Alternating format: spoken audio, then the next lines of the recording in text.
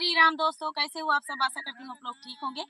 सुनाएंगे आप सभी को सोहर गीत, सुनिएगा और बताइएगा कैसा लगा। बहुत ही प्यारा सोहर गीत है, तो देर न करते हुए चलिए सुनाते हैं ये प्यारा सा सोहर गीत। चरे चाऊ खंड कैसा गरवा रामादा तू इन कारई, रामादा तू इन कारई हो। बहिनी भीतरा से निकारई सीतला रानी, रामा से राज कारई, रामा से राज कारई हो। बहिनी भीतरा से निकारई सीतला रानी, रामा से राज कारई, रामा से राज कारई हो।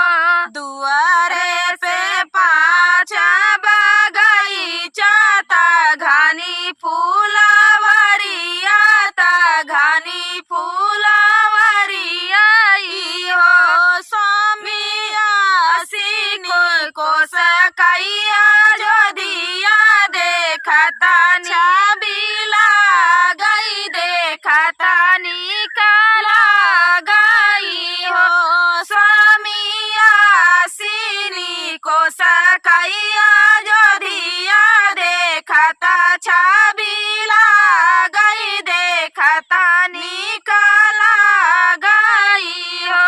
एक नाही निकला गई घरवा तायावारा दुआरवा, तायावारा दुआरवा हो। प्रभु एक नाही लागई, एक नाही लागई मोरया चरावा, एक ही लालना बिना, एक ही लरिला बिना हो। स्वामी एक नाही लावई मोरया चरावा, एक ही लालना बिना, एक ही लरिला बिना हो। बोलिया है स्वामी बोली जा, बोलिया तू मनात्या ता, बोलिया जा, बोलिया है स्वामी बोली जा, बोलिया तू मनात्या जा, बोलिया जा मनात्या ही हो।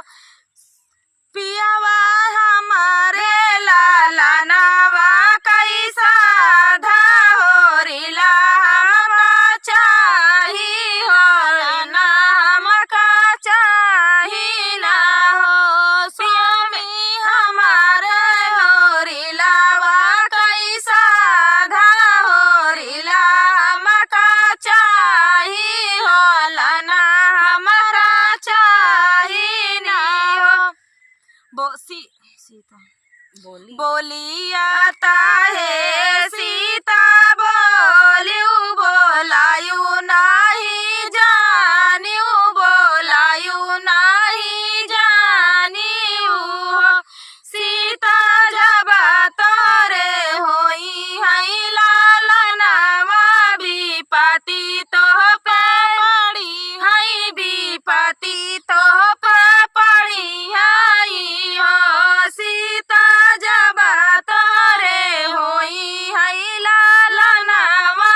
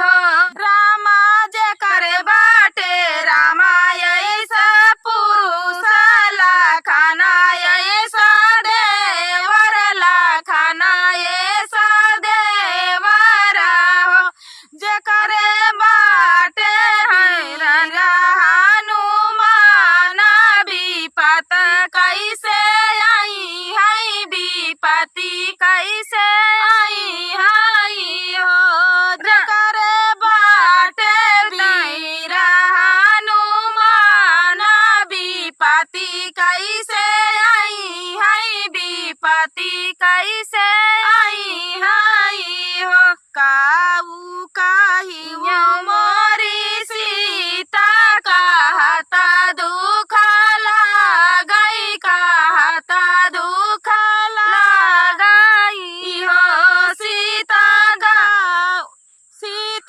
काऊ करी है रामाये पुरुष लखना ये सदेवर लखना ये सदेवर हो सीता काऊ करी है हनुमान विपत्ति जब आई है विपत्ति जब आई है हो सीता काऊ करी है पुत्र हनुमान विपत्ति जब आई है विपत्ति जब आई है विपत्ति कैसे डरी है विपत्ति कैसे डरी है हो विधान न लिखे है करमवा नहीं मिटी है करमवा नहीं मिटी